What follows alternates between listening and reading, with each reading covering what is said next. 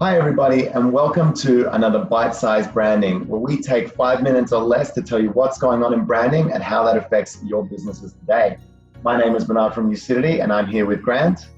Hey guys, my name is Grant Tom. I'm a head fire starter, everything to know about branding.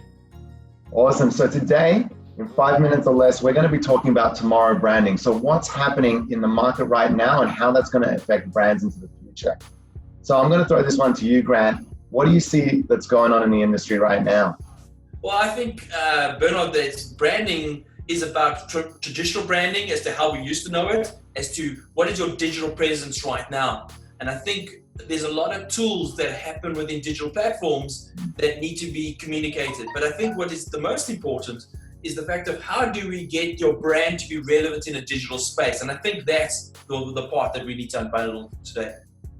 Yeah, definitely. I think recommunicating, adjusting your brand, positioning it online, those are the things that are key right now. You know, people aren't having that physical interaction. So how do you bring that brand online? How do you make it recognizable? How do you make it memorable when you bring it into an online presence? From your perspective, how do you think a brand can do that effectively, transition to a more digital brand?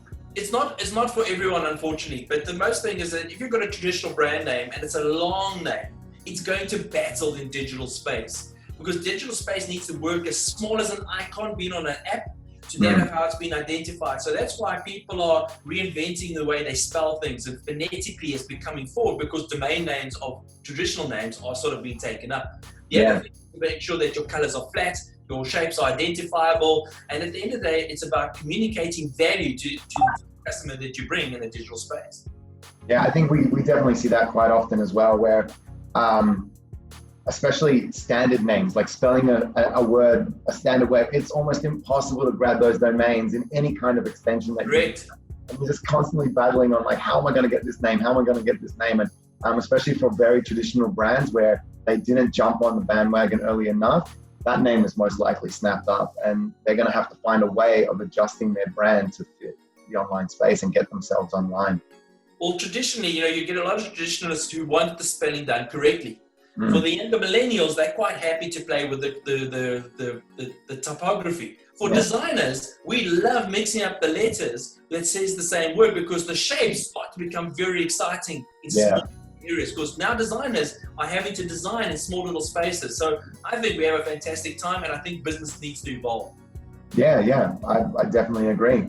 One other thing that we've discussed is just around how do brands maintain interaction with their customers, now moving from a physical or a tangible face-to-face to them bringing it online.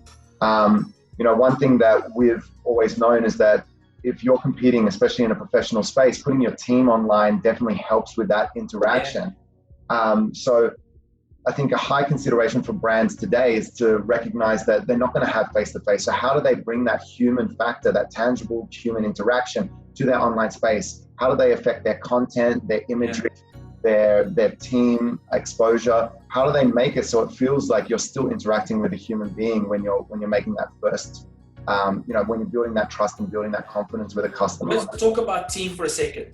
I think that traditionally, when you just had a whole lot of photographs that looked like you were on a police file, really is done and dusted. I think that's over. I think you've got to find a creative way of bringing your team's personality to the front. And I think that is still need to be evolved in the digital space. But at the same time, I think it's good to have transparency and sincerity in your business, with the view that people can identify with people in your organization. So I think that plays a key role. But I think more than that is that iconography of branding, which is the simplification of your brand, needs to be on a consistent basis, where content comes in, where you're creating content on a regular basis with the view that you're educating the market to the value and the service that you bring. And therefore, iconography becomes like identifiable like any brand would. Let's nominate Nike. Nike is a phenomenal icon. Yeah, definitely. And I think they're really good at creating a culture around their brand as well. People really just buy into that culture. They all feel like they're part of the team when you just buy a pair of shoes. It does really, it really is testament to what we're trying to display in this chat, is that iconography and culture need to kind of blend together, especially in the digital space, to create a tomorrow brand. Correct. So let's bring this one home, Bernard. I believe that strongly that businesses need to rethink, not rechange, but rechange the method on how they communicate, and they start to make sure that they look effectively on screen rather to that of a traditional store. Your thoughts? Yeah, definitely. And then that then needs to translate into how they effectively make that a culture. Yeah. And that culture is a brand. There we are, on 5 minutes, on the button. Awesome, guys. Hope you enjoyed that one. Thanks, Grant, for your insights once again. Please, everybody, comment and let us know your thoughts. Please ask questions. We're happy to answer your questions. We'll put together another video. So please share your thoughts and questions. Bernard, I've loved the session. This is my favorite topic. I love the tomorrow space. So anyone out there that doesn't understand, shoot us your questions. We'd love to communicate with you. We've got examples to show you guys. Let us know. Awesome. Looking forward to it.